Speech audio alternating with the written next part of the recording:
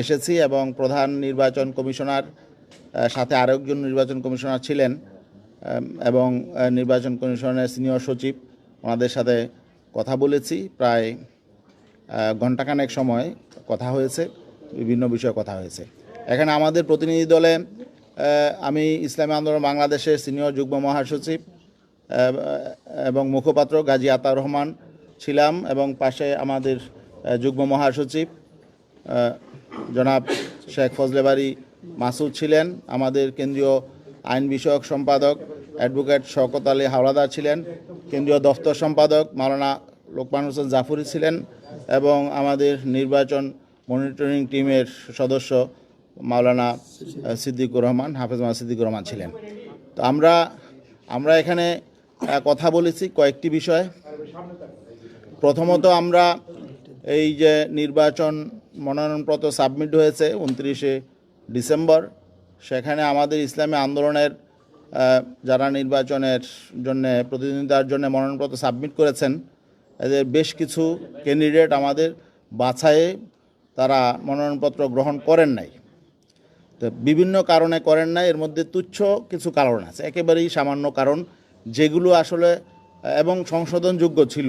নির্বাচন কমিশন থেকে আগে বলা হয়েছিল যে যেগুলো সংশোধনযোগ্য ছোটোখাটো বিষয় এগুলো যাতে সংশোধন করে মনোনয়নপত্র গ্রহণ করা হয়। আমরা দেখেছি এমন কিছু বিষয়ও তারা এখানে মনোনয়নপত্র গ্রহণ করেন না যেগুলো সামান্য বিষয় ছিল। তো বিশেষ করে আমরা আমাদের ক্যান্ডিডেট সামান্য একজন 1 মাসের বিদ্যুৎ বিল বাকি 1000 টাকার নিচে, এটার কারণেও মনোনয়নপত্র গ্রহণ করা হয় না, বাতিল করা হয়েছে। তারপরে একজনকে মনোনয়নপত্র বাতিল করা হয়েছে কেন?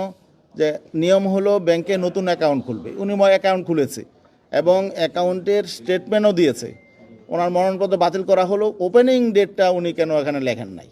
তো এটা আসলে কোনো জিজ্ঞেস করারও বিষয় না।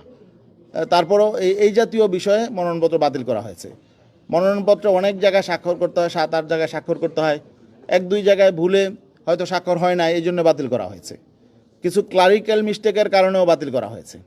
আমাদের কথা হলো যদি যৌক্তিক কোনো কারণ থাকে, যেমন ঋণ খেলাফি যদি থাকে অথবা কোনো মামলা থাকে যে তথ্য গোপন করা হয়েছে যদি এমন থাকে, অথবা সম্পদের তথ্য যদি গোপন থাকে, এই জাতীয় যদি কোনো বিষয় থাকে এটা যৌক্তিকতা আছে।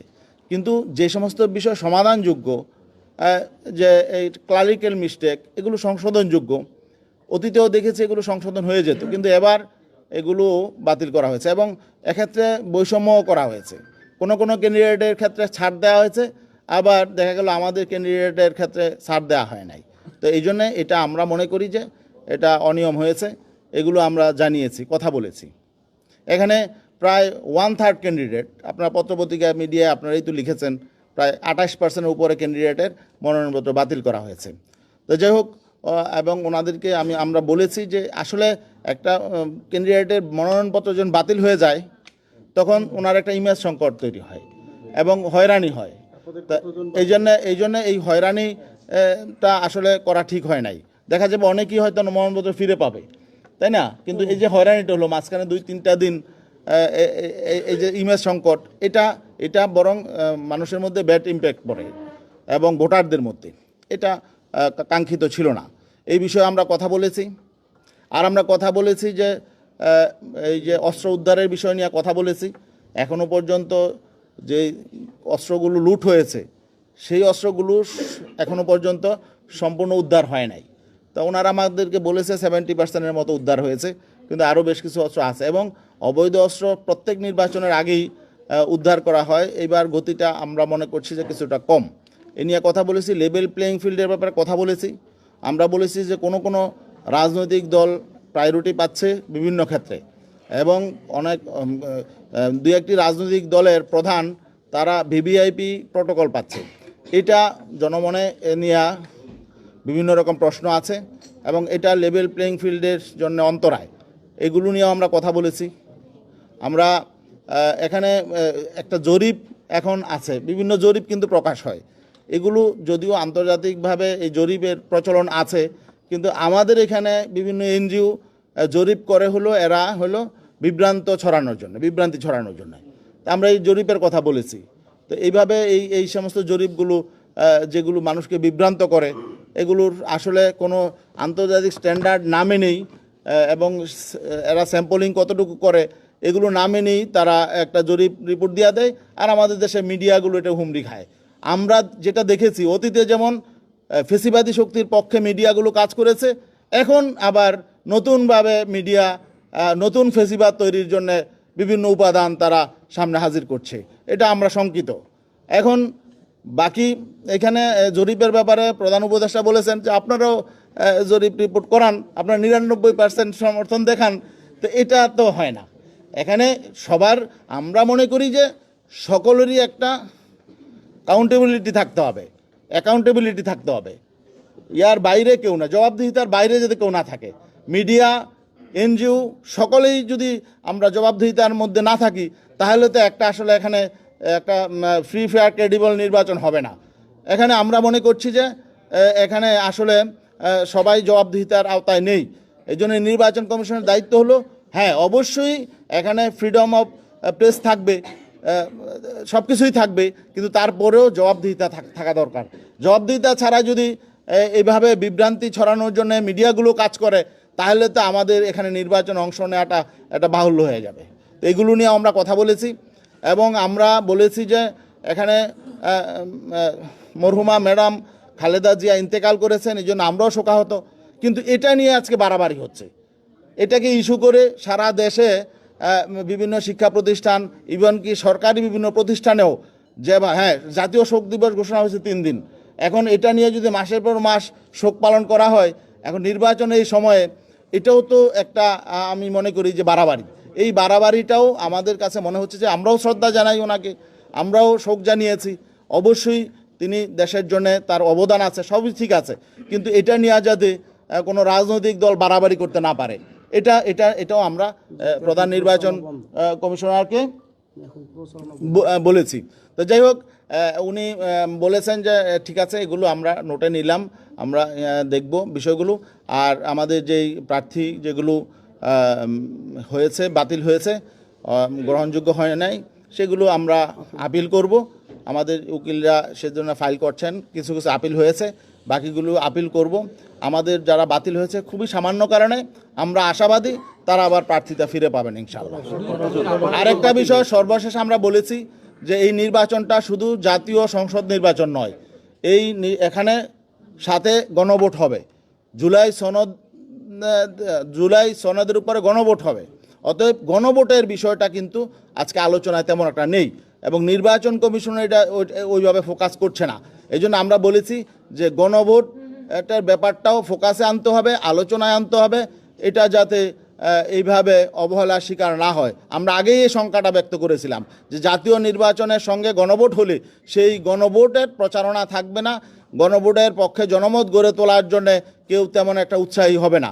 আজকে আমরা দেখছি পরিণতি কিন্তু সেদিকেই যাচ্ছে, গণভোটের কথা মানুষ ভুলেই যাচ্ছে, নির্বাচন কমিশনের সেভাবে তৎপর না। এই জন্য এই ব্যাপারে আমরা জোর দিয়েছি। তিনি বলেছেন যে আপনারা ক্যাম্পিং করেন, হ্যাঁ আমরা শুধু ক্যাম্পিং করলে তো হবে না, সরকারের পক্ষ থেকে, নির্বাচন কমিশনের পক্ষ থেকে এই ব্যাপারে জোরালো পদক্ষেপ নিতে হবে। কারণ জুলাই সনদ যদি এই গণভোটে যদি জুলাই সনদের পক্ষে ভোট না হয়, তাহলে সংস্কার আসলে কিছুই হবে না, রাষ্ট্র আবার সেই পূর্বের অবস্থায় ফিরে যাবে, আবার কর্তৃত্ববাদী শাসন ফিরে আসবে, স্বৈরাচার ফিরে আসবে। এই জন্যে আমরা এই ব্যাপারে জোর দেওয়ার জন্য বলেছি। হুজুর, আপনারা তো জামাতের সাথে জোট করেছেন, তো 8 দলীয় জোট করেছেন, পরে 10 দলীয় হয়েছে, তো সেক্ষেত্রে জামাতের সাথে আপনাদের আসন ভাগাভাগি নিয়ে কোনো সুরাহ হয়েছে কিনা, অথবা আপনারা কি অবস্থায় আছেন? হ্যাঁ, এটা আসলে আমাদের বাছাই শেষ হয়েছে গতকালকে। বাছাই শেষ হওয়ার পরে আমাদের আলোচনা চলছে, আলোচনা এখনও চলমান, এখনও যেহেতু সময় আছে, আগামী 20 তারিখ পর্যন্ত আমাদের উইথড্রয়ালের শেষ ডেট। তো এই জন্যে আমরা চাচ্ছি যে এর আগেই যাতে একটা সমন্বয় সমঝোতা হয়, এই জন্যে আলোচনা চলছে এবং আলোচনা সকল পক্ষই ঐক্যটাকে ধরে রাখার জন্য এগ্রি। আমরা আশা করি ইনশাআল্লাহ দ্রুতই এই ব্যাপারে একটা সমাধান আসবে এবং আমরা একটা যৌথ ঘোষণা দিতে পারবো ইনশাআল্লাহ। না, আমরা তো এখন 268 সিটে আমাদের মনোনয়নপত্র সাবমিট আছে, তাই না? এরা আমাদের ক্যান্ডিডেট মাঠে আছে। এখন সমন্বয় হলে সেখানে যারা এখানে সমন্বয় হলে আমরা হয়তো কিছু আসন সেখান থেকে ছাড়বো, অথবা অধিকাংশ আসন ছাড়বো। তা সেটা সমন্বয় হওয়ার পরে বলা যাবে। এখনও যেহেতু সমন্বয় চূড়ান্ত হয় নাই, এখন সংখ্যাটা বলা যাবে না। শেষ পর্যন্ত আপনাদের জামাতের সঙ্গে কি জোট টিকবে? কারণ নানা ধরনের সংখ্যা আমরা দেখছি যে সোশ্যাল মিডিয়াতে নানা লেখালেখি হচ্ছে আপনাদের পক্ষে না তাদের পক্ষে। না, আমরা তো 5ই আগস্টের পরে দীর্ঘ পথ একসাথে চলেছি, মোটামুটি সারা দেশে আমরা প্রোগ্রাম করেছি এবং রাষ্ট্র সংস্কারের পক্ষে আমরা অবস্থান নিয়েছি। সংস্কার কমিশনে, ঐক্যমত্য কমিশনে আমাদের অভিন্ন বক্তব্য ছিল। সারা দেশে আমরা সমাবেশ করেছি একই সঙ্গে।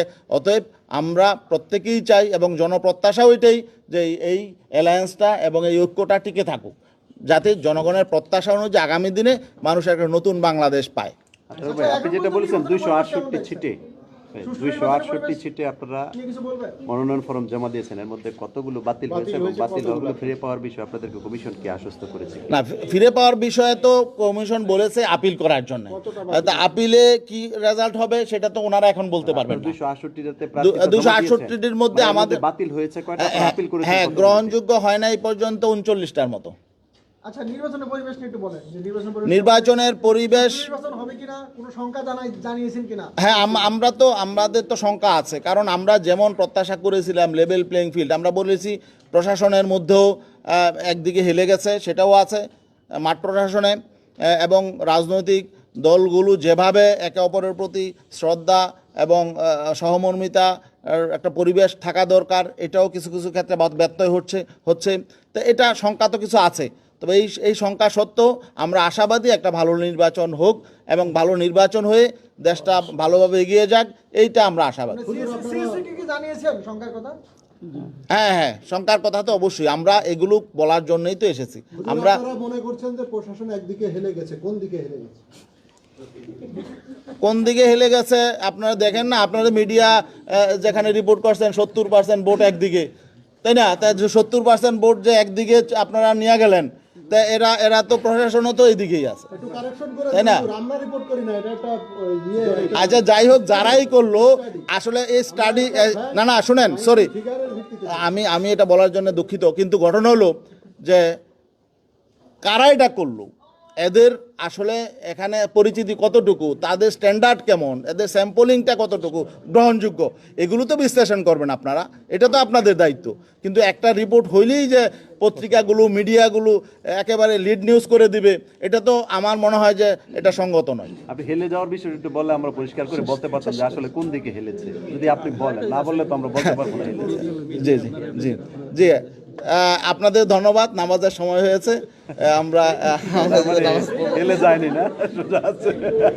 Thank you. Thank you.